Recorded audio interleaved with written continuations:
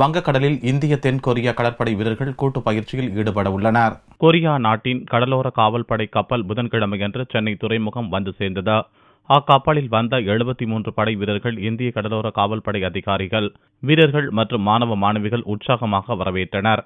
வரும் 10ஆம் தேதி முதல் வங்கக்கடல் பகுதியில் இரு நாட்டு வீரர்களும் கூட்டு பயிற்சியில் ஈடுபட உள்ளனர். கடல் கொள்ளையர்களை எதிர்கொள்வது, ஒரு கப்பலில் இருந்து மற்ற கப்பலுக்கு படை வீரர்கள் மற்றும் சரக்குகளை மாற்றுவது உள்ளிட்ட பல்வேறு பயிற்சிகளில் இரு நாட்டு வீரர்களும் ஈடுபட உள்ளதாக இரு நாட்டு வீரர்கள் இடையே சமூக கலாச்சார பரிமாற்றம் மற்றும் நட்புறவு விளையாட்டு போட்டிகளும் நடக்க உள்ளதாக தென்கொரிய காவல்படை கண்காணிப்பாளர் கிம் டே சிங் கூறினார்.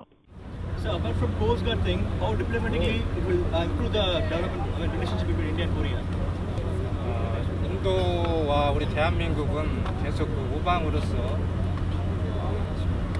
우방이고 앞으로도 이번 우리 해양경제 3층 구함의 방문을 계기로 더욱더 가까워지는 그런 기회가 될 것으로 기대합니다.